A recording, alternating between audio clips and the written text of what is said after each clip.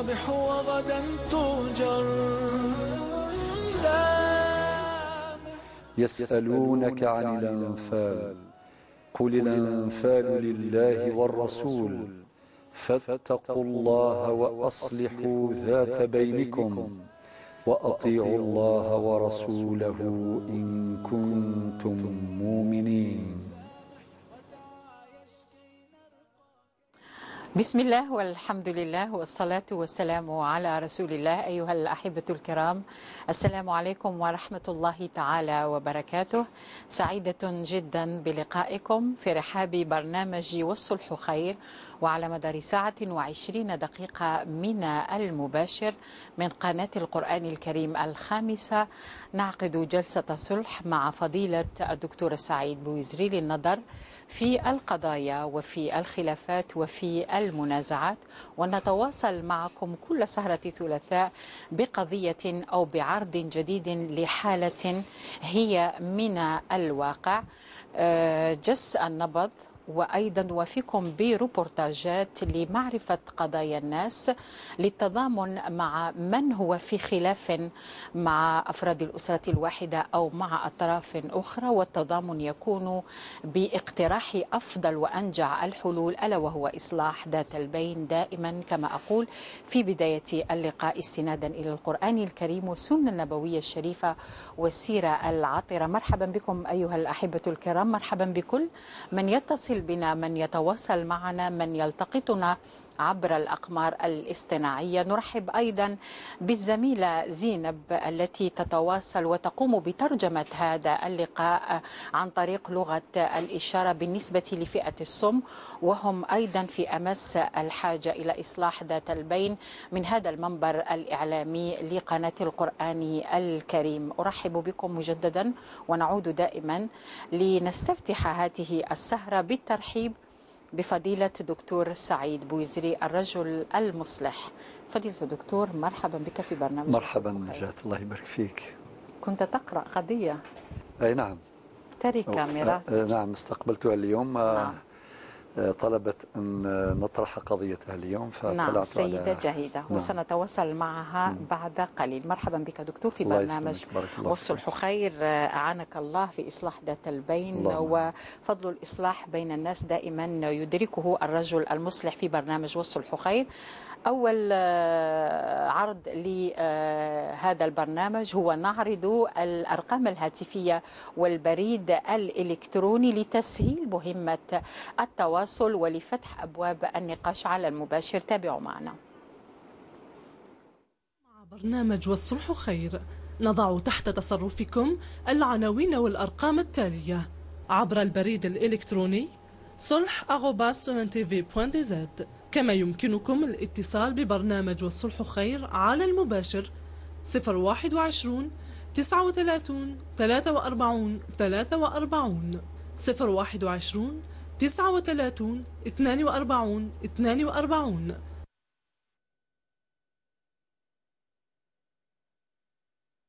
إذن عدنا إليكم والعود أحمد في برنامج والصلح خير، وفي بداية هذه السهرة المباركة.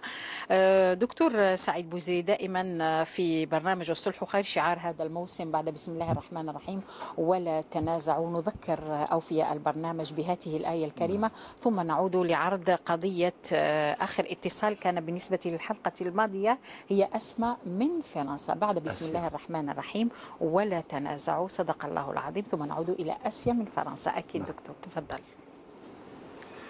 بسم الله والحمد لله والصلاة والسلام على رسول الله. معاشر المشاهدين الكرام، السلام عليكم ورحمة الله وبركاته. مرحبا، بسم الله سلمان ونر تدويل تنوان والصلح خير. إليك الخط. شكرا دكتور. إذا كان آخر اتصال بالنسبة للحلقة الماضية في موضوع الصلح مع العلم كان اتصال للسيدة آسيا من فرنسا. نعود لعرض القضية للدكتور أو تدخل آسيا من فرنسا، وهي دكتور قالت شكرت العلماء الأفاضل، وذلك تبعا لما ورد في برنامج والصلح خير عندما ردتنا أسماء لامعة من مع العلماء، سواء كان على المستوى الوطني بالنسبة للجزائر أو علماء الأمة الإسلامية والعالم الإسلامي. وذكرت أنت أيضا تلك الجسور التي تربط جيل اليوم بالجيل السابق. تدخل آسيا كان تدخل في غاية الأهمية، وهي تثير هذا الموضوع معنا. تفضل دكتور، هي تنتظرنا من المهجر. تفضل. كما وعدناها إذن آسيا، بارك الله فيك، من فرنسا، بارك الله فيك. تدخلك مهم جدا كسائر التدخلات، وتعليقي ينصرف إلى الآتي. الأمر الأول، لا بد من معرفة أقدار العلماء، سواء علماء الجزائر أو علماء الأمة بشكل عام، أو العلماء على المستوى الدولي. كل من سخر عقله ووقته خدمة للإنسان فالله عز وجل عادل، وهو أعدل العادلين. لا شك أن الله عز وجل يجازيهم خير الجزاء. هذا من جهة. من جهة ثانية، لابد من دراسة تراجم وآثار ومآثر علمائنا. لماذا؟ لأن العلماء هم ورثة الأنبياء كما قال النبي صلى الله عليه وسلم، وقد رفع الله قدرهم في آيات كثيرة، في مثل قوله تعالى: قل هل يستوي الذين يعلمون والذين لا يعلمون، وفي مثل قوله تعالى: إنما يخشى الله من عباده العلماء، إلى غير ذلك ما ذكرنا في لقائنا السابق. نعم. الأمر الثالث، عدم معرفة أقدار العلماء. هذا في الحق يشكل شرخا كبيرا في الأمة. لأن الجيل الحاضر، الجيل اليوم، لابد أن يكون متواصلا مع ميراث العلماء، سواء القدامى أو المحدثين، لأن التواصل مع العلماء، مع تراث العلماء، هذا مظهر الصحة في الأمة، هذا مظهر تحضر في الأمة. ومما يؤسف له أن يجهل جيل اليوم علماء الأمس أو علماء اليوم. هذا أمر مؤسف جدا. ثم الرسالة الأخرى التي لابد أن نؤكد عليها، وهي ضرورة التحصيل العلمي. لابد أن نزرع حب العلم في قلوب النشأ. وابن باديس إمام الجزائر: يا نشأ هذا أنت رجاؤنا وبك الصباح قد اقترب.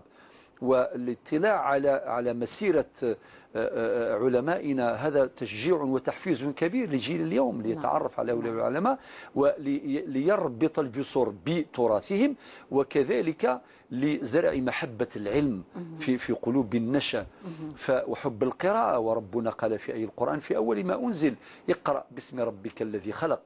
المحذوف معلوم كما يقول السادة العلماء، فلم يذكر الله عز وجل ماذا نقرأ. لابد أن نقرأ كل شيء، ولكن لابد أن يتصل العلم أو تتصل القراءة بالله عز وجل. فالعلم إذا اتصل بالإيمان عمر، وإذا انفصل عن الإيمان دمر. فالحضارات المختلفة التي درسناها في التاريخ، فهناك حضارات زرعت المحبة وزرعت التواصل بين الناس، وحضارات زرعت الشقاء وزرعت الحروب. نريد بناء حضارة تسعد الإنسان ولا تشقيه. هذا تعليق بسيط يعني عن تدخل الأخت آسيا من فرنسا. بارك الله فيك. إذن آسيا في الاستماع ومشاهدة البرنامج. نعود إليكم في برنامج والصلح خير. بعد قليل سنشاهد لقاء مع الشيخ الفاضل محمد كامل السعادة، وهو من علماء الزيتونة، وقد أجرينا حوار معه في إحدى الملتقيات بمدينة ورقلة. نعود إلى الحلقة، حلقة هذه السهرة. قلنا في الحلقة الماضية كان موضوع الصلح مع العلماء، أما في هذه الحلقة فعنوان الحلقة تشاهدونه في أسفل الشاشة، ألا وهو مقومات وحدة الأمة. إذن من الصلح والعلماء إلى الأمة أيضا، لنرى ما بها الأمة الإسلامية في مجتمعاتنا التي نشاهد عبر المجتمع الدولي الذي يسلط إعلاميا بعض الصور التي تسيء إلى هذه الأمة الإسلامية، من إبادة المسلمين، أطفال المسلمين، حروب، فتن، اختلاف، تخلف، خلاف، حتى أصبحنا نقول الله المستعان فيما نشاهده من هذه الأزمة. في برنامج والصلح خير من يصلح هذه الأمة؟ مجموعة من الأسئلة سنطرحها على فضيلة الدكتور الدكتور السعيد بويزري الرجل المصلح، ونعود إليه في بداية المقدمة وبداية هذه الحلقة. فضيلة الدكتور مرحبا بك. الله يبارك فيك نجاة. إذا دكتور، المتأمل في واقع الأمة الإسلامية اليوم يلاحظ تأخرا بعد تقدم، وإن كان ليس بالصفة المطلقة حتى لا نزيد للطين بلة. أكيد أنه في الحلقة الماضية أكدنا على معادلة في غاية الأهمية، وهي عدم الجهل بالعلماء الأجلاء، والجهل بهؤلاء العلماء يكون لدينا أزمة، سواء كانت في عقولنا أو في أذهاننا أو في مجتمعاتنا أو في أسرنا. المجتمع الدولي دكتور يشير ويظهر بعض الأزمات التي تعيشها الأمة الإسلامية ويتخبط فيها العالم الإسلامي، وقد ذكرت قبل قليل فتن، حروب، اختلاف، تخلف، إبادة للمسلمين، لأطفال المسلمين، انفجارات، نيران. والإعلام الغربي ربما يوافي هذه الصور بطريقة ربما المسلم أو العربي في حد ذاته أو مجتمعاتنا لا تستطيع غربلة كل ما نشاهده، ولكن في الحقيقة هي أزمة وخلاف وتيارات مختلفة وأزمات وحروب وفتن. في هذه الحلقة الدكتور، هل ممكن معرفة الخلل لإصلاح ما يمكن إصلاحه في هذه الحلقة؟ وأيضا هل من مصلح لأمة الإسلام، هذه الأمة التي كانت مشرقة فيما مضى، وأنا أقولها في هذه الحلقة وما زالت مشرقة بإذن الله تعالى؟ تفضل فضيلة الدكتور سعيد بويزري. لك الفضل. سادتي الأفاضل، أقول وبالله التوفيق. لا شك أن في أمتنا مظاهر الصحة لا تنكر. هناك مظاهر صحة لا تنكر في وطننا على جميع المستويات في جميع المجالات. هذا وجه مشرق للأمة لا ننكره، ولكن أكتفي بهذه الملاحظة فقط. دعيني أختي نجاة أركز على مواطن الخلل في الأمة، ثم نجيب عن السؤال الأساس في هذه الحلقة عن مقومات وحدة الأمة. نعم. إذن فلا شك أن مواطن الخلل في الأمة كثيرة.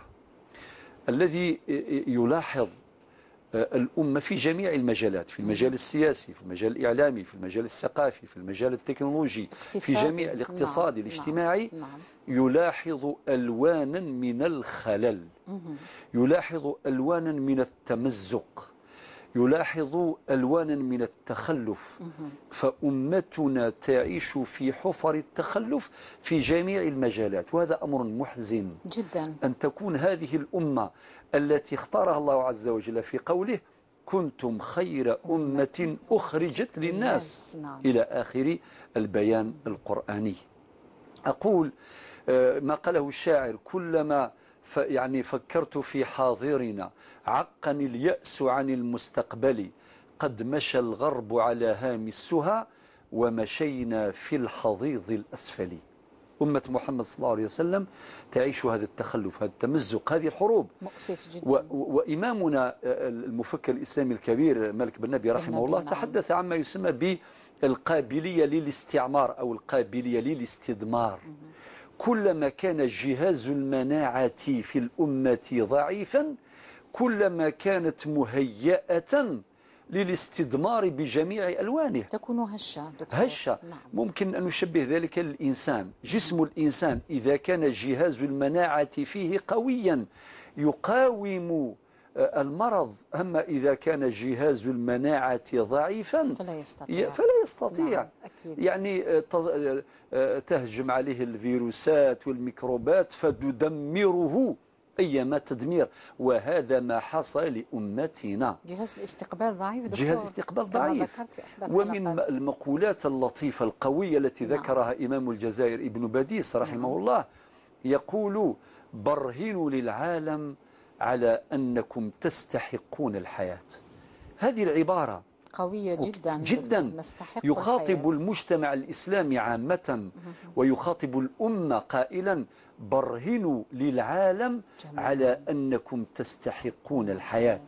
إذا لم تأخذ الأمة الإسلامية بأسباب القوة في كتاب الله عز وجل وفي سنة المصطفى صلى الله عليه وسلم وفي تاريخها المشرق ستضيع.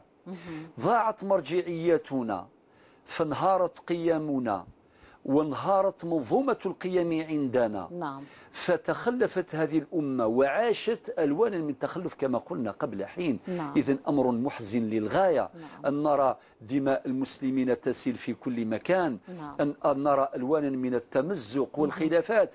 لا نتحدث عن الخلافات أو الاختلافات على مستوى الأسرة الواحدة، على مستوى الجيران، ولكن كما على مستوى تعودنا الأمة. المشاهدة في البرنامج. حروب نعم. مدمرة لقيمنا، حروب مدمرة، إزهاق للأرواح، يعني سيول من الدماء تسيل في كل مكان. يعني وضع سيء للغاية لا يبشر بالخير تماما. ولكن هذا لا يزرع فينا اليأس، يزرع فينا الأمل. لابد أن نزرع الأمل وإن اجتمعت عوامل اليأس، ولأننا نستحق الحياة. نعم. لذلك لابد أن نوجه أنظارنا إلى ألوان الخلل. دعينا الآن نبحث في مقومة وحدة الأمة للخروج من هذا التخلف. تمزق، تخلف في جميع المجالات. ولكن إذا عدنا إلى مقومات وحدة أمتنا فهي ثابتة. نعم. أبدأ بالمقوم الأول، وهو المرجعية الشرعية الواحدة. نحن مسلمون. نعم. ربنا عز وجل قال في أوائل سورة المائدة، دققي معي نجاة، ودقق جيدا. نعم. دكتور، خاصة اليوم يئس الذين كفروا من دينكم فلا تخشوهم واخشون.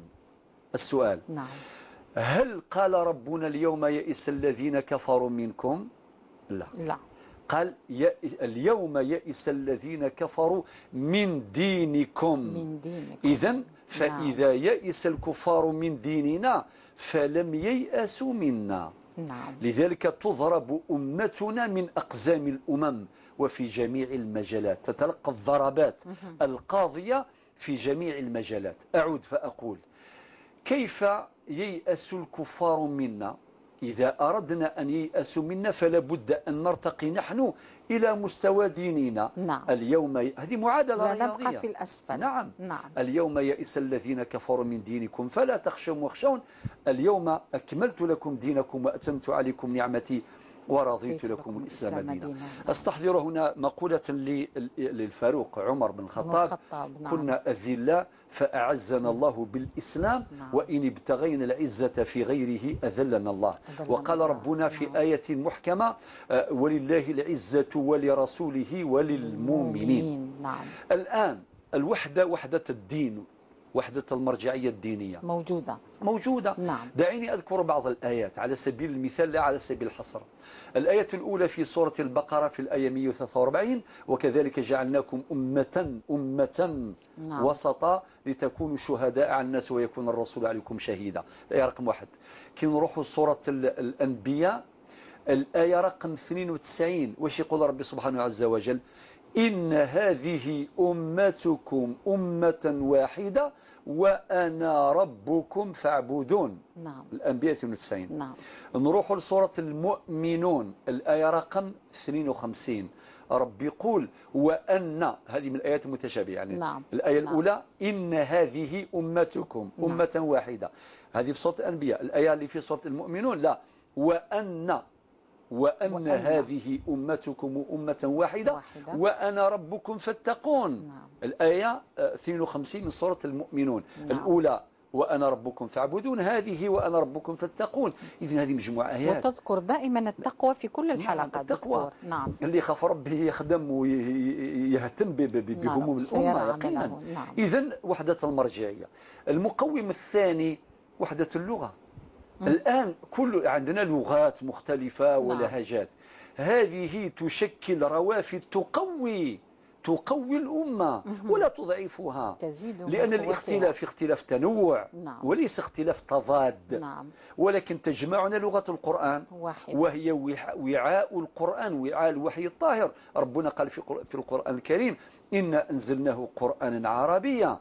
يفهمون الآن من يحضر في الجزائر، خارج الجزائر، في جميع أقطار الإسلام. نعم. يفهمون اللغة العربية إلى حد كبير، خاصة بالنسبة للنخبة وبالنسبة لمن يدرس. والآن فيه اهتمام كبير جدا باللغة العربية. ربي قال: بلسان عربي مبين. ممكن دشرة وكنت تكلموا باللهجات وما يتفهموش، ولكن عندنا مرجع نعود إليه، وهذا مقوم من مقومات وحدتنا. نعم. المقوم الثالث هو وحدة التاريخ. تاريخنا تاريخ واحد بإشراقاته وهزائمه، بانتصاراته وانكساراته. إذن هذا تاريخ واحد.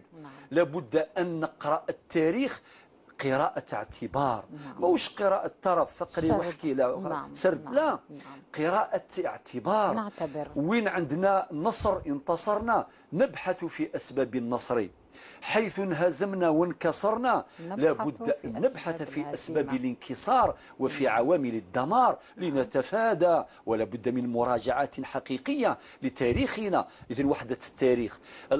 المقوم الرابع هو وحدة المصير. مصيرنا واحد. أي جزء في الأمة يصاب جسم الأمة كاملا. مثل جسم الإنسان، اللي مرض في الضرس نتاعو يمرض كامل، اللي مرض في يده يمرض كامل. أليس كذلك؟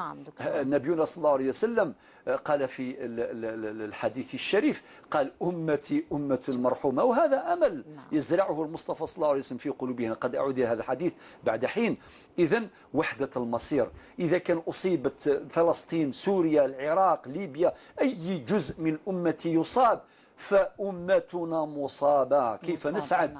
الله يرحم صلاح الدين الأيوبي حينما قالوا لماذا لا تضحك، لا يضحك، قال كيف أضحك والقدس، والله إني لا أستحي أن أضحك والقدس في يد الصليبيين. وكتب قائلهم يقول دخلت السوق حزينا يكسوني ثوب الوجوم، شككوني في موقعي أدفاع أم هجوم، سألوني عن حرفتي بيع الهموم، إلى أن قال في آخر الأبيات قال إن السرور حرام، يعني المقصود ويجوز للشاعر ما لا يجوز لغيره.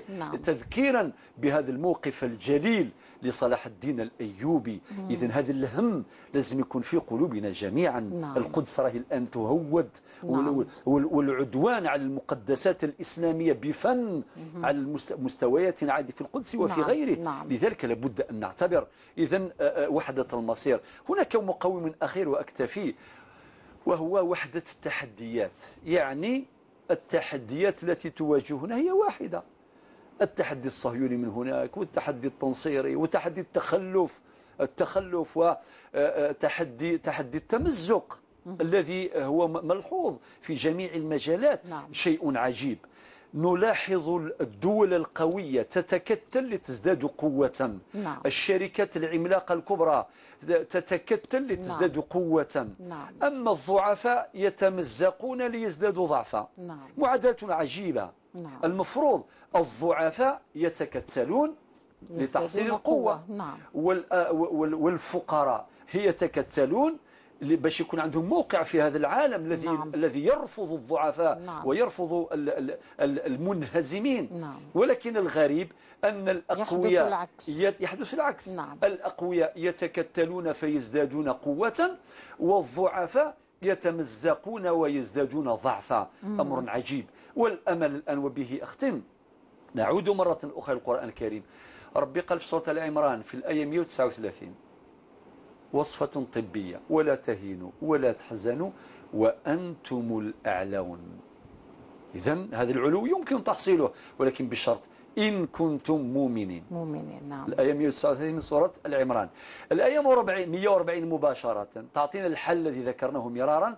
ربي قال: إن يمسسكم قروحنا كثيرة، أوجاعنا مؤلمة كثيرة، ولكن ربي يعالجنا بهذه الآية القرآنية 140 من سورة العمران: إن يمسسكم قرح فقد مس القوم قرح مثله وتلك الأيام نداولها بين الناس وليعلم الله الذين آمنوا ويتخذ منكم شهداء والله لا يحب الظالمين. وإذا عدنا إلى المصطفى صلى الله عليه وسلم نقرأ أيضا حديثا يزرع الأمل في قلوب المسلمين الذي يدفع إلى العمل، في قوله في حديثه الشريف الذي أخرجه الإمام الحاكم في مستدركه: أمتي أمة مرحومة. ولكن أعود إلى ما قاله إمام الجزائر: برهنوا للعالم على أنكم تستحقون الحياة. نعم، بارك الله فيك دكتور. إذن كيف يكون هذا البرهان من هذا المنبر الإعلامي لقناة القرآن الكريم ونحن نتحدث عن أوجاع الأمة الإسلامية كما ذكر فضيلة الدكتور سعيد بوزيري في بداية المقدمة؟ إذن دائما نفتح باب الحوار والنقاش لإثراء هذا الموضوع الذي هو في غاية الأهمية الإسلامية، فما أحوج الأمة لمعرفة مشاكلها، لمعرفة تخلفها، لمعرفة أيضا أزماتها، لإصلاحها. في هذا البرنامج تابعوا معنا حوار مع الشيخ محمد كامل السعادة من تونس، وهو أحد علماء الزيتونة، في إجراء لحوار معه حول الأمة الإسلامية وحول الصلح. تابعوا معنا ثم نعود لفتح أبواب النقاش معكم أيها المشاهدون الأكارم والمشاهدات الكريمات. يصفو سامح أنت الرابع. هذا الأمر هو من المشاكل العويصة التي تتخبط فيها الأمة الإسلامية، ولقد تعرضت في عهود سابقة إلى المحن وإلى المصائب، ولكن بفضل الله سبحانه وتعالى وبثقتنا في الله سبحانه وتعالى والتقرب إليه والعمل على ما يملي علينا به من عبادات ومن معاملات طيبة، الله سبحانه وتعالى هو اللطيف، هو الذي ينصر عباده في الأزمات وفي المشاكل.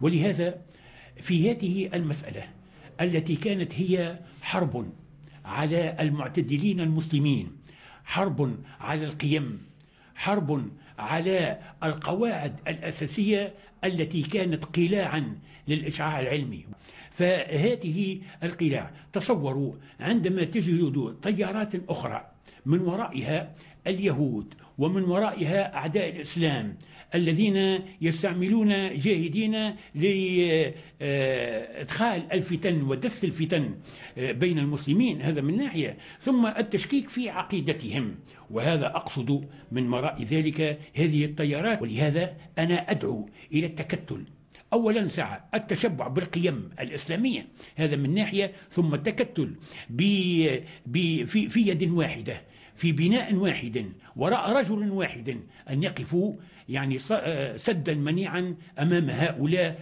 لأن القاعدة هي مزدانة برجال العلم ورجال الفكر ورجال الشريعة، منهم الخلص لأوطانهم، لأن قضية حماية الدين من ناحية وقضية حماية الأوطان من ناحية أخرى. قال تعالى في كتابه العزيز: إنما المؤمنون إخوة فأصلحوا بين أخويكم. وقال في موضع آخر: والصلح خير. لذا فإن الصلح هو سيد الأحكام. قلبك يصفو سامح أنت الرابع. إذن هكذا قالها الشيخ محمد كامل السعادة، إن الصلح هو سيد الأحكام. العطب والصلح دكتور، العطب في أمتنا والصلح في القرآن الكريم والسنة النبوية الشريفة والسيرة العطرة. نعم، جزاه الله خيرا فضيلة الشيخ محمد كامل السعادة على هذه الإشارات اللطيفة. يذكر بضرورة توثيق الصلة بالله عز وجل. نعم، لأن النصر من عند الله، فما ذكر الله عز وجل النصر إلا ونسبه إلى نفسه. نعم. وما النصر إلا من عند الله. إن تنصروا الله ينصركم. نعم. وإن إلا تنصروه فقد نصره الله إذا جاء نصر الله والفتح إلى آخر الآيات. ثم ذكرنا بضرورة التشبع بالقيم الإسلامية، لأنها هي الحافظة للإنسان الفرد، والحافظة للأسرة، والحافظة للمجتمع الإسلامي، والحافظة للمجتمع البشري ككل. ثم دعوة إلى التكتل كما ذكرنا في مقدمة اللقاء، والصلح سيد الأحكام حقيقة. نعم، سنعود إلى النقاش. قبل ذلك نستقبل مكالمة هاتفية من أم وسيلة من فرنسا أو من العاصمة سفيان. أم وسيلة من تيزي وزو. السلام عليكم أم وسيلة. السلام عليكم. السلام عليكم. مرحبا بك في برنامج والصلح خير أم وسيلة. عنوان الحلقة: مقومات وحدة الأمة. تفضلي، عندك تدخل أو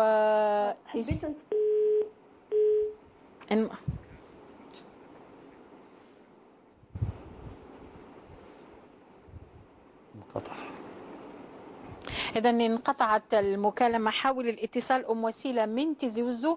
نأخذ اتصال من الأستاذ عبد القادر بن داود، يتصل بنا من أين؟ من العاصمة سفيان؟ وهران. من وهران، نعم. السلام عليكم أخي الكريم.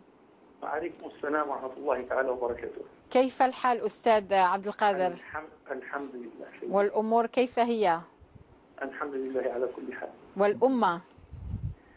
الأمة يعني أمة الحبيب المصطفى صلى الله عليه وسلم. كانت تفضل. وستظل بخير كما قال عليه السلام: الخير في أمتي لا ينقطع إلى يوم القيامة. نعم. إن كان حال الأمة يحتاج إلى وحدة ويحتاج إلى تضافر جهود أبنائها، فلنبدأ نواة الوحدة من الجزائر. نعم. ونبدأ بحجر الوحدة الأساسي وهو الصلح. نعم. وتفعيل ثقافة التسامح والتضامن. نعم. والعمل الجواري بين الجزائريين. نعم. هذا الذي نحتاجه، لأن في هذا الصدد كان عمل أجدادنا وأسلافنا حينما كانوا يراعون الله ويراعون مرضاته، وكانوا كالجسد الواحد. نعم. كما قال النبي صلى الله عليه وسلم: نعم. إذا تداعى له أو تداعى له سائر جسد بالسهر والحمى. فهذا الذي نحتاجه من باب تفعيل الوساطة، ومن باب يعني الحد من النزاعات، استشعار المخاطر التي تحوم بوطننا وبأمتنا. لابد من مراعاة المصير المشترك، الهم الإسلامي المشترك. نعم. لابد أن نبحث أين الخلل ونساهم جميعا في ترسيخ الحل. وبهذا لو يقوم كل واحد بواجبه في الموقع الذي هو فيه، نعم، تكون الأمة بخير. فالجزائر مثلا من الناحية القانونية كان قد صدر الأمر 15/02 نعم، 23 جويلية 2015 نعم، الماضي، يعدل ويتمم قانون الإجراءات الجزائية. وفي المادة 37 مكرر أدرجت الوساطة في المادة الجزائية. نعم. وهذا مكسب كانت الجمعية الوطنية للوسطاء القضائيين قد نادت به في ملتقيات سابقة. نعم. وقد تم الاستجابة وتم تقنين الوساطة، لكن الذي يقوم بها حاليا نعم هو مستشفى وكلاء الجمهورية.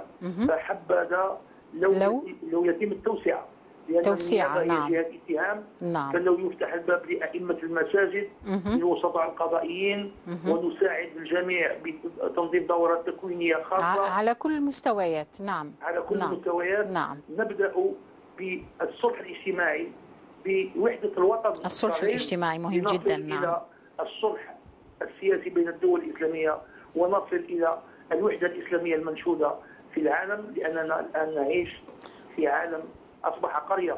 نعم. واحدة في العالم أصبح قرية. نعم. ومصالح الدول الكبيرة. ومنذ أن أصبح قرية تكاثرت الأزمات والمحن والحروب، وهذه استراتيجية مخططة من الدول القوية، أليس كذلك سيد عبد القادر؟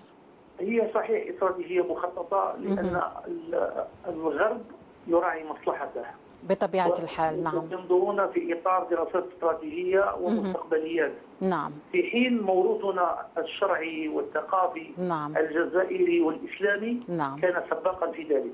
فالإمام الشاطبي كان أول من تحدث عن المآلات، فقه المآلات. نعم. فلا بد في مراعاة الفتاوى وفي مراعاة الأحكام أن ننظر إلى الأمام. نعم. أن نخطط، أن تكون لنا تخطيطات واستراتيجيات وخطط عمل، ولا نكون عاملين في إطار من العشوائيات. نعم. هذا الذي نحتاج إلى أن نعود إليه، لأنه لن يصلح آخر هذه الأمة إلا بما صلح به أولها.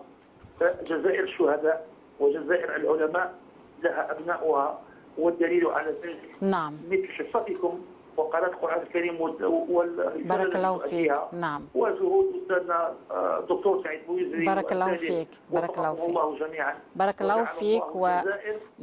نعم. دائما في ريادة امين الوحدة الوطنية والوحدة الإسلامية على أوسع. بارك الله فيك. إن شاء الله. بارك الله فيك سيد الأستاذ عبد القادر شكرا. بن داود من وهران. اللهم أصلح أمورنا إن شاء الله وأمور الأمة الإسلامية. وهذا ما يجعل ربما اتصال آخر من أستاذ آخر من مدينة أم البواقي يتصل بنا السيد الأستاذ عمار بن جدة. السلام عليكم سيد عمار. وعليكم السلام ورحمة الله وبركاته. كيف حالك سيد عمار بن جدة؟ الحمد لله، شكرا قناة القرآن الكريم على المواضيع هذه وعلى حسن اختيارها لهموم الأمة الإسلامية نعم نعم ما نحتاج إليه حقيقة. نعم. إذا الموضوع موضوع وحدة المسلمين واجتماع كلمتهم على الحق يعد من أهم الموضوعات وأخطرها، ليس موضوعا جديدا. نعم. ولكن الواقع المسلمين اليوم يجعل الموضوع يحتل الصدارة، لأنه نعم. للأسف الشديد أنه أمة القرآن الكريم يعني هي يعني في أسوأ حالاتها، ولكن نعم. هذا ليس شرا كله، يعني ليس شرا كله. نعم. نعم. نعم. إنسان يتفائل، لأنه كما ذكر الأستاذ بويزري أنه مقومات الأمة الإسلامية ما زالت موجودة. نعم. كما على عهد النبي صلى الله عليه وسلم. نعم. ما زالت موجودة اليوم الوحدة في العقيدة، إن هذه أمتكم أمة واحدة وأنا ربكم فاعبدون، كتاب واحد، نبي واحد، قبلة واحدة. نعم. نعم. وحدة الشعائر والشرائع، أنه نصلي إلى قبلة واحدة. يعني حتى أحكام القرآن الكريم جاءت دائما بصيغة الجمع. نعم. وفي هذا رسالة، لأنه مقاصد القوة في الأمة الإسلامية وتماسكها تنبع من القرآن الكريم. من القرآن الكريم. نعم. عجبتني كلمة في يعني مداخلة الدكتور بيز، وهي هم الوحدة الإسلامية. نعم. هذا هو الأمر الذي يجب أن ننتبه إليه، أنه من يحمل نعم. هذا الهم، لأنه الشباب هم أمل هذه الأمة. نعم. الشباب للأسف الشديد بعيد كل البعد، أنه الشباب أصبح ضمن مخططات الآخرين. في حين إذا أردنا الانطلاق يجب أن نرجع إلى الشباب وأن نعيش معه هذا الهم، لأنه هو أمل هذه الأمة. نعم. والرجوع إلى مقومات هذه الأمة هو الحل الأول والأخير. فالله سبحانه وتعالى يقول: يا أيها الذين آمنوا اتقوا الله حق تقاته ولا تموتن إلا وأنتم مسلمون.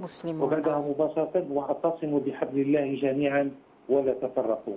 نعم. بالتالي فمرجعية هذه الأمة بكل مقوماتها هي الملاذ الأول والأخير من أجل أن نتماسك وأن نرجع إلى وحدتنا وأن نرجع إلى ما كنا عليه في سابق الأزمان، حتى وإن وقع الخلاف.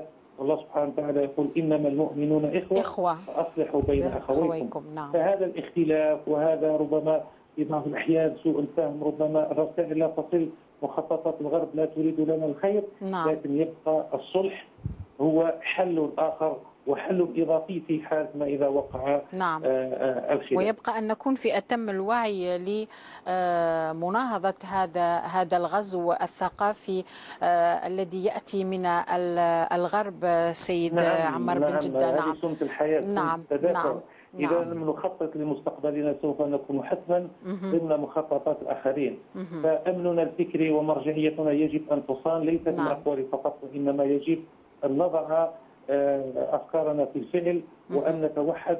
ومثل هذه الحصة ومثل هذه يعني إطار مثل هذه المواضيع هي لبنة من اللبنات التي نعون عليها الكثير إن شاء نعم. الله. حتى من الناحية الإعلامية مهم جدا إثراء هذه المواضيع. السيد أستاذ عمار بن جدة من أم البواقي، نشكرك جزيل الشكر على هذا التدخل الذي كان مهما جدا، خاصة عندما يعني وقعت على هموم الأمة الإسلامية كما جاء قبل قليل في مقدمة فضيلة الدكتور سعيد بويزري. شكرا سيدي الكريم، نشكرك على اتصالك وننتظر اتصالات أخرى لإثراء هذا الموضوع.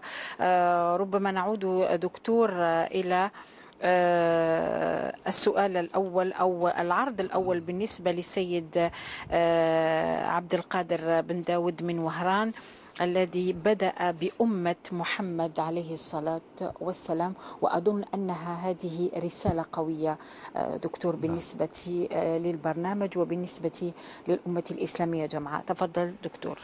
لك الفضل نجاة، بارك الله فيك أخي الأستاذ عبد القادر داود، بارك الله فيك يا أخي العزيز، وأيضا بارك الله فيك يا أخي العزيز الأخ الأستاذ عمار بن جدة. في الحقيقة تدخلان يعني مهمان جدا جدا، وكل منهما يعني قدم قيمة مضافة للموضوع، فالشكر موصول إليكما وموصول لكل من نوى أن يتصل. نعم. فإنما الأعمال بالنيات، ونحن نستبشر خيرا نعم. بهذا التواصل الفعال الذي يثري الموضوع ويعني يقدم العلاج لأدواء الأمة وأمراضها وأزماتها. قاطعيني في أي مكالمة، يعني اتصل أي واحد قاطعيني. ولنبدأ بالأستاذ الأخ عبد القادر بن داود. جزاك الله خير يا أخي. فعلا زراعة الأمل يعني مقصد أساس. نبينا صلى الله عليه وسلم بشرنا وبشر هذه الأمة إن شاء الله الخير في أمتي إلى أن تقوم الساعة إلى يوم القيامة إن شاء الله. وأن أمتي أمة مرحومة كما قال النبي عليه الصلاة والسلام في الحديث المذكور آنفا الذي أخرجه الإمام الحاكم في مستدركه. ولكن فعلا الرجل الذي يعيش في المجتمع يدرك كل ألوان الخلل الذي يعيشه المجتمع، سواء المجتمع الجزائري المجتمع نعم. الإسلامي عموما أو المجتمع الإنساني. نعم. فالقاسم المشترك بين البشر أن كما قال النبي صلى الله عليه وسلم كلكم لآدم وآدم من تراب.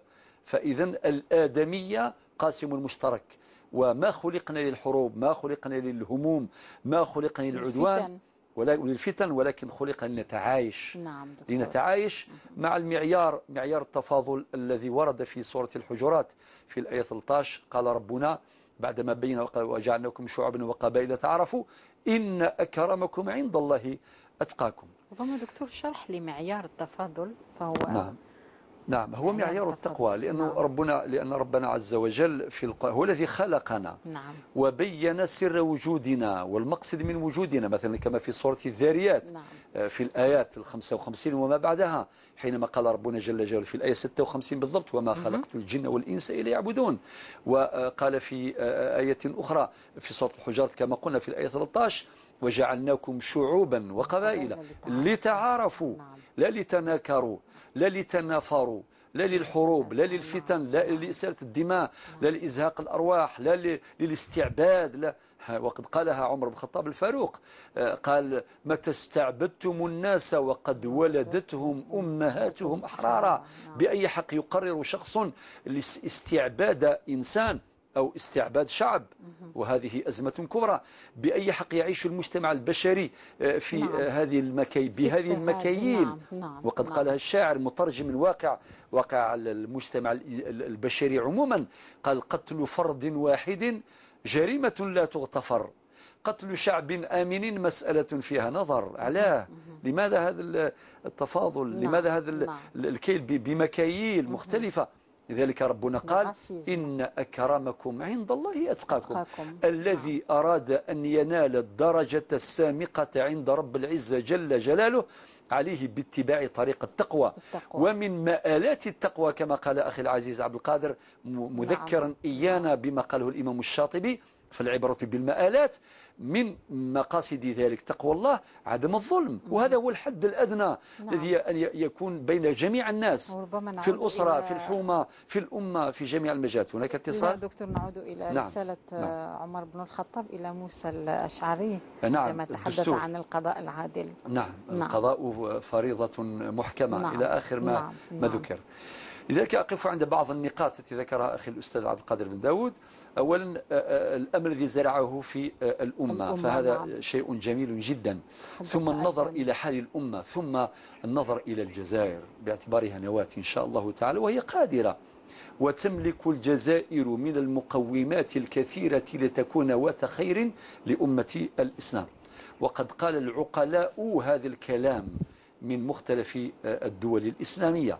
ثم أشار إلى تجذير ثقافة الصلح والتسامح بين الناس، لأنه إذا غاب الصلح وغاب التسامح حصل الدمار والتقاطع والفتن بلا حدود يقينا. ثم أشار إلى أجدادنا، والحديث عن الأجداد أمر مهم وجميل وبديع. لأن أجدادنا كانوا كذلك، ليسوا ملائكة يقينا، ولكن استثمروا استثمارا جيدا مقومات وحدة الأمة. ثم عرج الحديث عما حصل في القانون الجزائري، خاصة في التعديل الذي حصل في 23 جويي 2015 بالنسبة لقانون الإجراءات الجزائية. صحيح، خاصة المادة 37 المكرر وغيرها من المواد. يعني في الحق هذا مكسب تشريعي مهم لا بد أن نحسن استثماره. نعم. واقتراح أخي العزيز عبد القادر أثمنه وأؤكد عليه. نعم. لماذا؟ لاستخراج الخير الموجود في الأمة، أئمة مرشدين مرشدات. نعم. كاين خير كثير في الأمة. نعم. فنتعاون جميعا في النهاية. رجال القضاء إذا تعاونوا مع رجال الصلح ورجالات الصلح في الجزائر يكون هناك خير عميم. نعم. والقضايا التي تصل إلى المحاكم، إلى أجهزة القضاء بجميع مراتبها وبجميع أنواعها، سيخف العبء عن القضاء. ويومها نتحدث بقوة عما يسمى بنوعية الأحكام. إذن أشكرك يا أخي، يعني التفاتة طيبة، ولنا عودة إن شاء الله هذا الموضوع، وستشاركنا يقينا إن شاء الله في هذا الموضوع المهم. ثم أشار إلى الصلح الاجتماعي، تمهيد للصلح السياسي. نعم. نعود إلى أم وسيلة. نعم. من تيزي وزو اتصلت مرة ثانية حتى لا تنقطع المكالمة.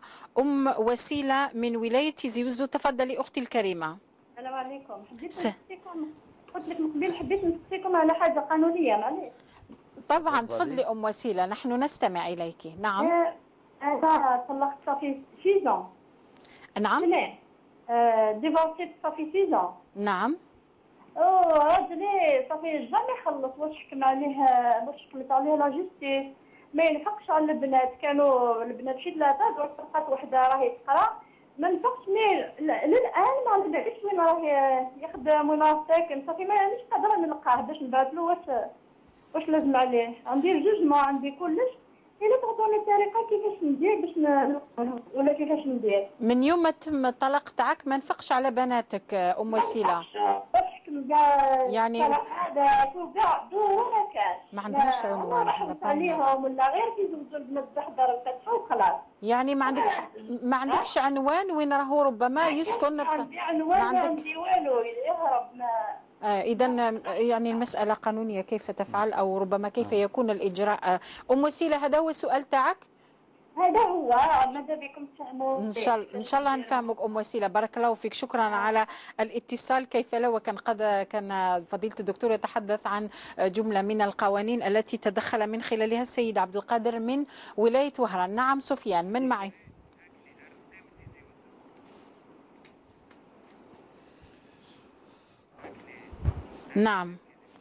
نعم شكرا سفيان. يقول سفيان يتصل أيضا من نفس الولاية، ولاية تيزي وزو، السيد أرزقي أكلي. السلام عليكم أخي الكريم. أختي اسمني أرزقي إيرتني. مرحبا بك أخي. ربما نقص التلفزيون باش نسمعوك مليح وما يكونش الصدى. رزقي نقص التلفزيون. عسلامك. مرحبا سي رزقي. مرحبا. مرحبا، تفضل. جاريك. مرحبا. عسلامك. سلامة صحة عبد السلام. من سعد عندي خالتي انايا قسموا التراب. نعم. من بعد ورثوا كاع يتكوما في التراب هذوك، وانا ما ديت حتى نصيبي. شحال بناو في الدار هذيك، بناو الفيلا وحقي ما بانش. شحال عندك خوتك سي رزقي؟ عندي 9. الله يبارك. ذكور وبنات ولا باش نفهموا؟ لا ذكور كان. الله يبارك الله يبارك. صافي قسموا التراب الا انت ما خديتش الحق تاعك. ما عنديش حقي. وقتاش مات الوالد؟ وقتاش مات الوالد سي رزقي؟ عنده واحد 20 سنة. 20 سنة ملي توفى الوالد. والأم توفي أيضا؟ ما زالت الأم على قيد الحياة. ما زالت قيد الحياة. ربي يطول في عمرها إن شاء الله. وما الطفل هذا تاعنا خويا هذا واش وسات العجوز طلب ماشي تاع الشيخ. ايه هو ورثها في رزقها، يعني عطاها طرف طراب للوالدة تاعو. وسال كواط على اسمه، كلش على اسمه، البيرمي على اسمه، اللاكت على اسمه. نعم. وراح النوتر ما علمنيش. طيب سي رزقي، انت الكبير ولا انت الكبير في الخاوه؟ كان واحد كبير عليا. هو اللي راهو يتخذ في هذه القرارات؟ لا الصغير هذا لو في القرار. الصغير نعم. طيب واضح دكتور؟ واضح. راح يجاوبك سيد رزقي من ولاية تيزي وزو بالنسبة لهذه القضية التي تتعلق بالقسمة وإن كانت ليست بقسمة شرعية، خاصة أنه الوالدة ما زالها على قيد الحياة. نعم دكتور، تفضل بالنسبة لعبد القادر.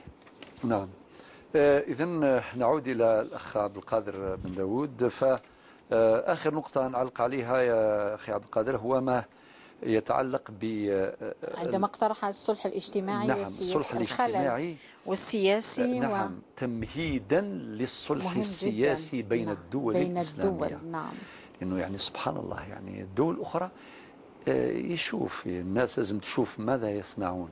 نعم، ما عندهم دين يعني كديننا الطاهر الحنيف. نعم. يقينا، والعارفون يعلمون ماذا قصدي في هذا الموضوع. نعم. ولكن يبحثون عن نقاط الاتفاق فاجتمعوا عليها. نعم. وهناك قاعدة ذهبية، قاعدة صاحب المنار، عنوانها: نتعاون فيما اتفقنا عليه ويعذر بعضنا بعضا فيما اختلفنا فيه. نعم. هذه قاعدة ذهبية لو طبقتها أمتنا لخرجت من حفر التخلف. يقينا يعني ما يجمعنا كما قال إخواني أكثر مما يفرقنا. نعم. تكفي هذه المرجعية الدينية التي تجمعنا، تكفي هذا التاريخ الذي يجمعنا، وهذه التحديات التي تأتي على الأخضر واليابس. فإذا لم نستثمر مقومات وحدتنا سنزول. ثم أن الله عز وجل وضح لنا في أي القرآن أن سننه لا تقبل المجاملات ولا تقبل المحاباة. نعم. إذا كان قانون فيزيائي هذا القلم أمسكته بيدي، إذا أطلقته يسقط مباشرة. هناك قانون الجاذبية، لذلك ربي قال: قد خلت من قبلكم سنن فسيروا في الأرض فانظروا كيف كان عاقبة المكذبين. سنن، ولن تجد لسنة الله تبديلا ولن تجد لسنة الله تحويلا. إذن الأمة إذا تعرفت على سنن الله وقوانينه واستثمرتها وأحسنت استثمارها، رب سبحانه سيرفع من قدرها وسيرفع من شأنها يقينا ويمكنها، وستصل في يوم من الأيام إلى مقام الأستاذية كما كانت في يوم من الأيام. ولكن إذا لم تتعرف على هذه السنن أو تخلفت أو لم تحسن التعامل معها ستتخلف وتضيع وتدمر كما هي حالها الآن. والأمل قائم إن شاء الله تعالى. وقد ذكرنا بفقه المآلات. الحقيقة أي إنسان يدير أي عمل يشوف المآلات نتاعو في كل مجالات. إذا كان كل إنسان ينظر بفقه المآلات، قرن قبيل يحزف يلهوني تحزيفن كل حاجة يخدموا مذان هذه يحزف غير زداف إلا وسا إلا وزكا إلا وزكا نوالي. وسيدي ربي تعاون وقادي طفن ذي الديني تعاون وقادي يسعن الثقة ذي ربي سبحانه عز وجل يتفاسف وقادي يسعن الثقة ذي ربي ذي الشرع سيدي ربي ونكسلها مما قاذين الأمة التعيشي يغفلان ذي مقرانا وقوران ذي مقرانا ربي سبحانه يوعذا إنا ما تسقمي من وين ربي ذي ليذنا ما نفعذ في الشرع سيدي ربي نفعذ في فريد غادي ينجر بلا شي كنقيم ذي ثواغيث نقيم ذي المحنة. وسيدي ربي نادي سورة الرعد: إن الله لا يغير ما بقوم حتى يغيروا ما بأنفسهم. نعم. أكتفي بهذا البيان يا سي عبد القادر، بارك الله فيك. نعم دكتور، نعود إلى الأستاذ عمار بن جدة من أم البواقي الذي تحدث هو أيضا عن هموم الأمة الإسلامية. وطرح موضوع وحدة المسلمين. يقول: وإن كانت قد تقزمت فهذه ليست النهاية، لأننا عندما نعود إلى مقومات الأمة نجدها قوية وثابتة جدا. تفضل دكتور بالنسبة لتدخل عمار من أم البواقي. نعم، أقول بالنسبة للأستاذ عمار جزاك الله خير يا أخي عمار بن جدة من أم البواقي، من الأمور الإشارات اللطيفة التي أكد عليها أيضا وحدة الشعائر ووحدة الشرائع في الأمة. نعم، هذا أمر، هذه نعمة من نعم الله عز وجل علينا، فلا بد أن نحسن استثمارها أيضا من أجل تمتين هذه اللحمة التي تربط بين أبناء الأمة المسلمة. وأشار أيضا إلى هم الأمة. نعم. في النهاية الشعور بالهم هو أول خطوة نحو التصحيح والتغيير. نعم. نشبهها بحال الفرد. إذا كان الإنسان على مستواه الخاص، إذا كان جاء من ينبهه بأن صحته في خطر، يشعر بالهم، يروح يداوي، يروح يبحث عن العلاج، أليس كذلك؟ نعم. إذن الشعور بالهم هو أول خطوة نحو التغيير ونحو تصحيح الوضع. نعم. شكرا يا أخي. ثم أشار أخي العزيز عمار إلى الاعتصام، إلى أهمية الاعتصام بحبل الله المتين. نعم. ونذكر كلمة قالها الشيخ محمد الغزالي، أذكر في ملتقى من ملتقيات الفكر الإسلامي على هامش الملتقى. نعم. أذكر تدخله بالحرف الواحد. ماذا يقول؟ نفتح القوس. قال قد محمد الغزالي رحمه الله نعم. قال الشيخ محمد الغزالي قد تعيش أمة من الأمم بفلسفة من الفلسفات تطير حينا وتسقط أحيانا، ولكن أمة الإسلام كما قال ابن خلدون لا حياة لها إلا بدين ولا عزة لها إلا بدين. أغلق القوس. كلام من ذهب. نعم. قد تعيش أمة من الأمم نعم. بفلسفة من الفلسفات. نعم. تطير حينا وتسقط أحيانا. نعم. ولكن أمة الإسلام لا حياة لها إلا بدين ولا عزة لها إلا، كما قال ابن خلدون لا حياة لها إلا بدين ولا عزة لها إلا بدين. نعم. إذن أشكرك يا أخي عمار على ما تفضلت به. نعم. ثم أشار إلى هناك مكالمة إلى الأخوة التي تربط بين المؤمنين. نعم.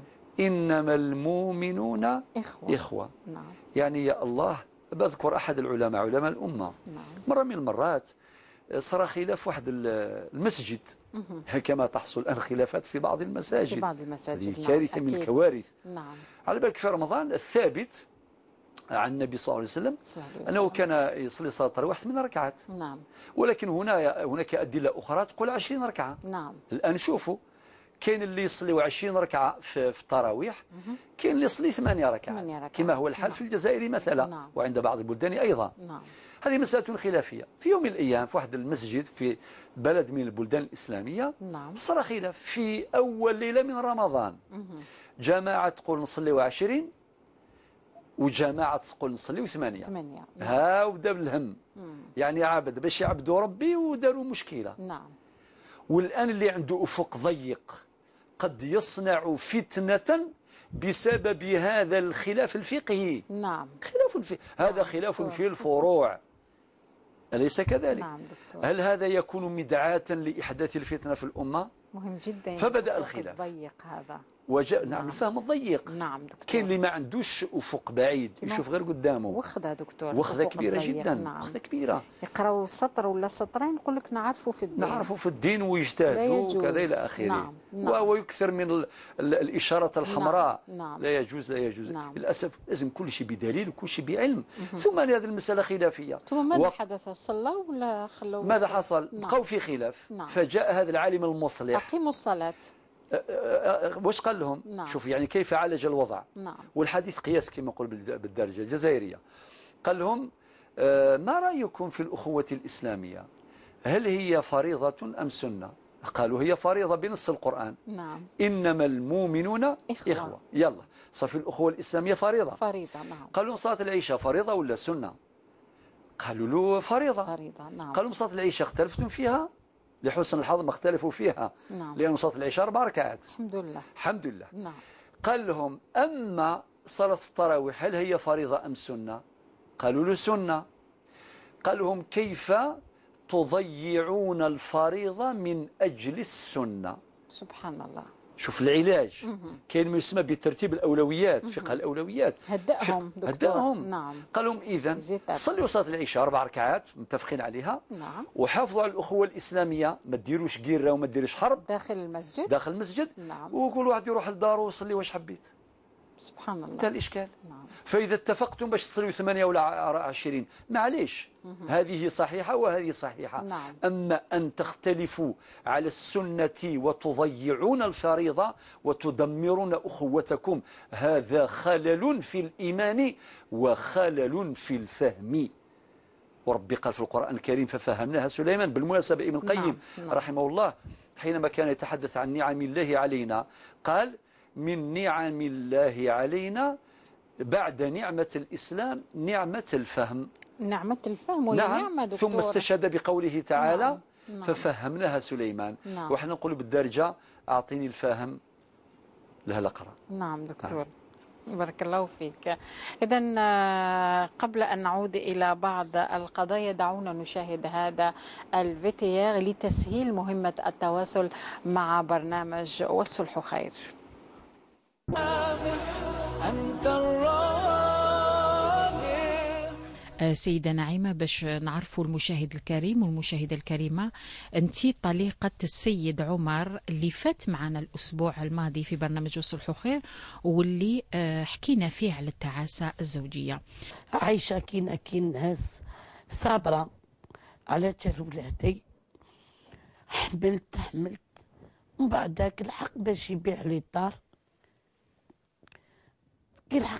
الدار، كي صفاو الامور هادو قبل ما يصفاو انا رحت للتريبينال.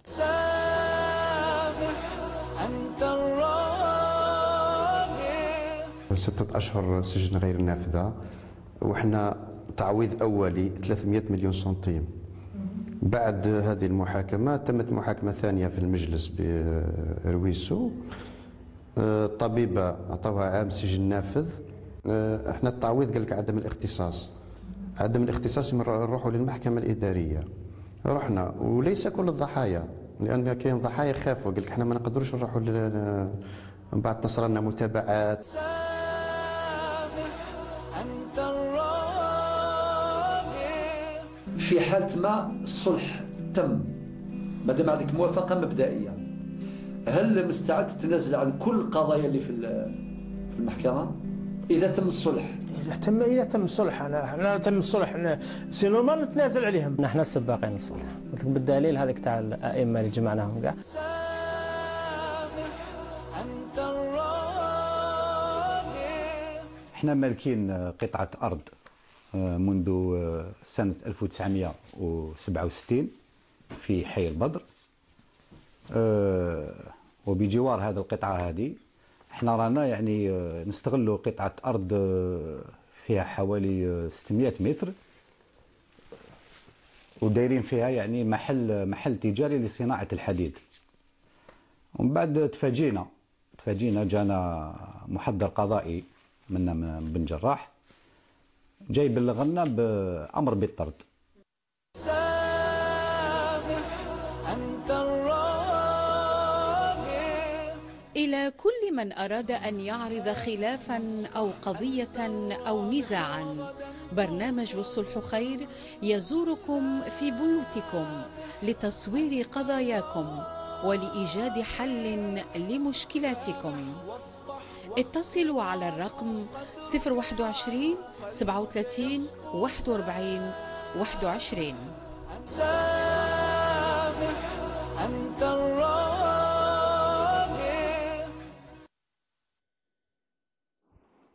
إذا هكذا بعد الاتصال هناك اتصال آخر بالنسبة للبرنامج على المباشر. لحسن من سطيف، السلام عليكم أخي الكريم. لحسن من ولاية سطيف، السلام عليكم. هل هو معي سفيان؟ لحسن السلام عليكم. راح لحسن، حاول أن تتصل. جميلة من تيبازا. طيب جميلة من تيبازا أنت معنا، السلام عليكم. السلام عليكم أختي الكريمة. ليس جميلة، فريدة من ولاية تيبازا. فريدة من ولاية تيبازا، عشت الأسامي فريدة. مرحبا أختي الكريمة، كيف حالكم؟ السلام عليكم، بسم الله الرحمن الرحيم، والصلاة والسلام على أشرف المرسلين سيدنا وحبيبنا محمد صلى الله عليه وسلم. نعم فريدة. على الشيخ بويزري، والله نحبه ونحترمه كثيرا. العالم تاعنا الكبير، ونشكر العلماء طبعا، نشكر العلماء تبعنا الجزائر وجميع وين كان إمام نحترمه إن شاء الله. بارك الله فيك. هم معلمينا طبعا، يعلمونا ويعلمونا أولادنا، والحمد لله رب العالمين. الحمد لله فريدة. نعم. أختي الكريمة، فقط نحكي لكم واحد الحكاية. نحكي لكم حكاية فقط، نشارك بس في حكاية بس. تفضلي فريدة. نعم. المرأة في بلادنا، كاين واحد المرأة في بلادنا يا أختي الكريمة، المرأة هذه عندها أولادها، عندها 8 أولادها. كي عندها 8 أولادها، هذو 8 أولادها خلاها زوجها في البلاد، في البلاد وراح هاجر. في هاجر خلى لها ولادها، علمتهم ورجعتهم علماء ما شاء الله، اللي يقريوا اللي كل واحد واش يدير، خرجهم رجعهم رجال. الحمد لله. هو كي راح بعد 20 سنه رجع من السفر، كي رجع من السفر لقى ولادو ما شاء الله عليهم.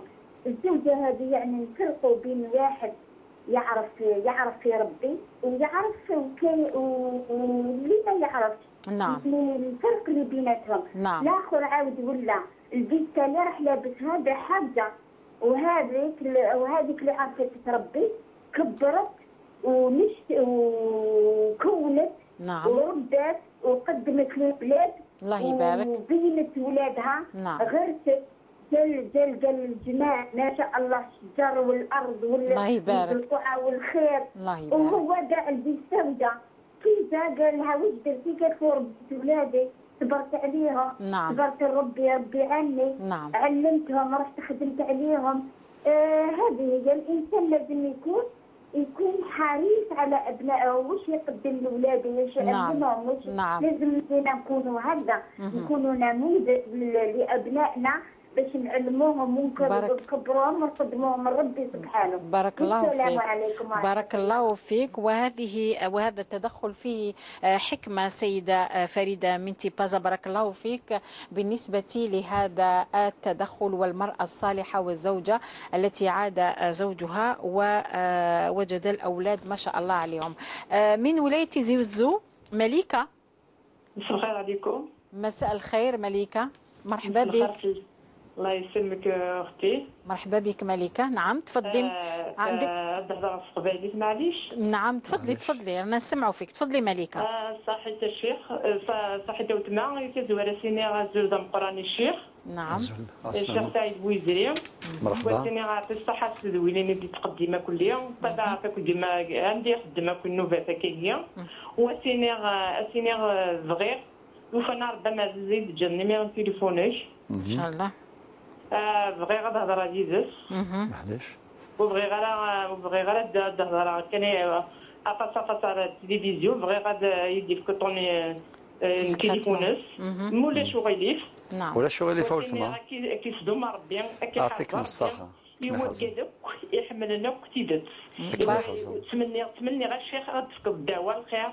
ان شاء الله. دواء الخير هو قد كيتواغن هو قد كيتشبلن لبعيد. ان شاء الله مليكه. يقطعني غبلان. ان شاء الله. ربي غتسرون في الخير والهنا. ان شاء الله. هو قد يدسلنا اين الهان اين تمني غير يماني ويتمني غير هو قد يدسلنا ارتفت الشيخ ويعطيك الصحه. ارتفت التليفون تيتفكان صاولي وليم. مليكه من فضلك قبل ما تقطعي خلي رقم التليفون تاعك. نعم. خلي الرقم التليفون تاعك للتقنيين. قيمي السنة قيمي السنة. نعم بارك الله يتصل فيك. بك بعد نهاية البرنامج. ان شاء الله. سلام. يسلمك. شكرا مليكة من تيزي بزو. دكتور قبل أن نعود إلى الاتصالات، هناك كما قلت في بداية البرنامج جهيدة تنتظر، معذرة جهيدة تهطلت علينا المكالمات من العاصمة. إذا جهيدة مات أبوها في 1967 تاركا زوجة وابنا وبنتا وزوجة وبنتا أخرى من زوجة أولى. هذه البنت من الزوجة الأولى دكتور ملاحظة تقول توفيت في 1986 ولها أولاد. نعم. والملاحظة الأخرى الزوجة الحالية لها بنت من زواج سابق، وهذه البنت بنت شهيد. دكتور ربما جهيدة تبحث عن القسمة الشرعية في برنامج والصلح خير. تفضل دكتور سعيد. لك الفضل. إذا الأخت جاهدة من العاصمة. بالنسبة للأب، بابا كلمت في 1967 ترك زوجة اللي هي الوالدة نتاعك، وترك ابنا وترك بنتين. نعم. يعني أنت السائلة جاهدة ومعك أختك من جهة الأب مادام هي من زوجة أولى. نعم. إذا هذو اللي ورثوا. الزوجة يعني الوالدة نتاعك عندها الثمن، زوجة عندها الثمن اللي وجد الفرع الوارث، والباقي اللي خلاه باباك يتوزع على أخوك وعلى أنتية وعلى أختك من أبيك. نعم. هذا هو لأن النسبة تعود إلى المورث. الباقي طبقا لقوله تعالى للذكر مثل حظ الأنثيين. يعني أنتم في زوج وخوكم وحده، الشيء اللي بقى يتقسم على اثنين. على اثنين، نعم. خوك ياخذ قسمة النصف، وأنتم في زوج تقسموا هذاك النصف بيناتكم. نعم. ما بقي بعد ثمن الزوجة. هذا بالنسبة للفريضة. نعم. أما بالنسبة للوالدة نتاعك وهي حية لا تزال حية، لا تورث الآن، لا تورث، ما يورثها حتى واحد. الوالدة نتاعك صافي واش عندها؟ عندها بنت نتاعها من زواج أول، تزوجت زواجا أولا ورزقت ببنت، وزوجها الأول مات شهيدا رحمه الله ورحمه جميع الشهداء. وبنته واللي هي بنت الوالدة نتاعك الآن هذه أختك من الأم. نعم. أختك من الأم. من الأم. إيه. نعم. إذا بالنسبة للوالدة نتاعك واش عندها؟ عندها بنتها الأولى من زواج أول، وعندها ولادها، عندها ابن مع باباك، وعندها بنت اللي هي أنت يا جهيدة. نعم. الآن ما نقدروش نهضروا على الميراث نتاع الوالدة نتاعك ما دام الحية حية. نعم. فإذا كان الوالدة نتاعك بغات تعطي لكم هبات. نعم. هبات لابد أن تعدل بين الأولاد. إيه. نعم. أما بالنسبة للأخت نتاعك من أبيك هذه ما عندهاش علاقة من حيث الميراث. نعم. ما عندهاش. نعم. إذا كان بغات تعطي لكم هبة دوناسيون لازم تعدل بينكم، والسلام لحديث النبي صلى الله عليه وسلم اتقوا الله واعدلوا بين أولادكم. هذا واش نقدر نقول. وما دام أختك من أبيك ماتت في 86. نعم. فما ورثته هي في 86 ما دام أبوها مات في 67 مات قبلها يؤول إلى أولادها الأحياء. نعم. والله أعلم. بارك الله فيك دكتور. أم وسيلة من ولاية تيزي وزو تقول محنة الطلاق بعد 6 سنوات، الأب هذا ما نفق حتى حاجة على 3 بناته، وتقول لك ما نعرفوش وين راه، يعني ينون با لادغاس تاع الطليق تاعها، ربما تبحث عن إجراء قانوني. أم وسيلة أدعوك تبحث عنها، وجدتها دكتور؟ نعم. أم وسيلة أولا نقولوا بالنسبة للجانب الشرعي والقانوني. نعم. بعد ما صدر الطلاق منذ 6 سنوات، وطبعا كي يصدر الطلاق يحدد حقوقا للمطلقة وللأولاد. نعم. المحظونين. نعم. طبعا الحضانة لك تسند إليك طبقا لقانون 84/11 المادة 64، ولكن أيضا القانون ينص في المادة 71 مثلا ينص على النفقة، المادة 74 وما بعدها، المادة 75 تنص على هذا الموضوع نتاع النفقة. نعم. والنفقة المحكوم بها قضائيا بعد صدور حكم الطلاق، وكذلك مسكن لممارسة الحضانة، وهذا كله منصوص عليه في القانون خاصة. نعم. المادة 72. أقول مادام هو ما نفقش عليك إذن قد خالف الشريعة وخالف القانون. خالف الشريعة لحديث النبي صلى الله عليه وسلم كفى بالمرء إثما أن يضيع من يعول ولاده. نعم. هو ما عندوش حق يضيعهم. نعم. إطلاقا، حتى إذا كان وقع الطلاق بينك وبينه يعني وذراري واش دخلهم يعني. نعم. ذراري هم أبرياء. إلى قد ينفخ فراويس ولا قد يفك الحقوق يفك الشرع. إذا كان مثلا تعويض عن طلق تاع السوفيا كل شغالني مرة ذي الحقين باش يفك أكن ديوس هذه القانون، وكذلك هذه ينفق فراويس ينفق على ولاده. والمادة 330 وما بعدها في قانون العقوبات، المادة 330 وما بعدها تنص على واحد الجريمة اسمها جريمة ترك الأسرة. نعم. وهذه تمثل حماية جنائية للأسرة حتى بعد الطلاق. نعم. إذا كان نقول لك مسألة العنوان الأمر بسيط، كان اللي راه يهرب ولكن ممكن تسألي وتشوفي المعارف حتى يلقاو العنوان، وبعدين دير الإجراء نتاعك شكوى إلى السيد. نعم. وكيل الجمهورية. نعم.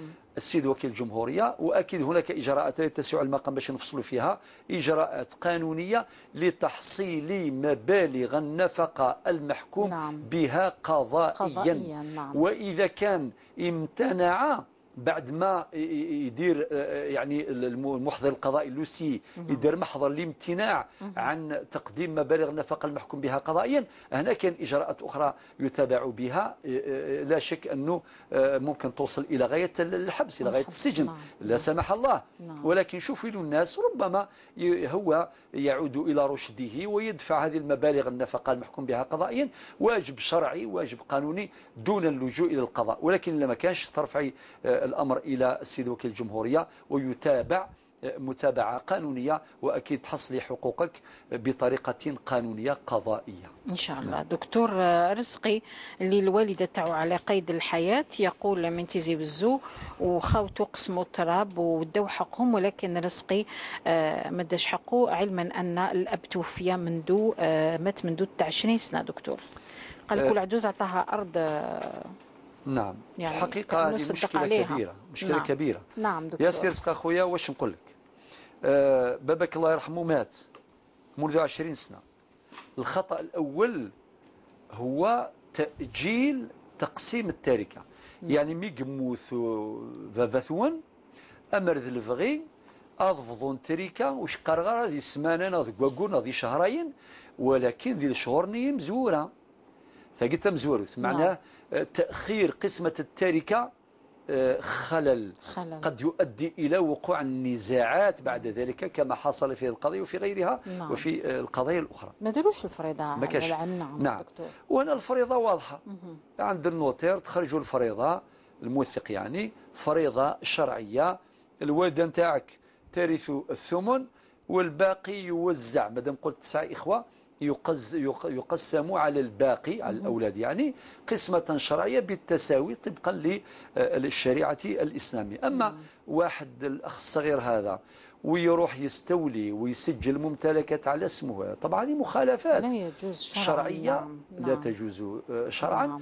وكذلك مخالفات قانونية، عدوان على التركة، وهذا خطأ كبير جدا.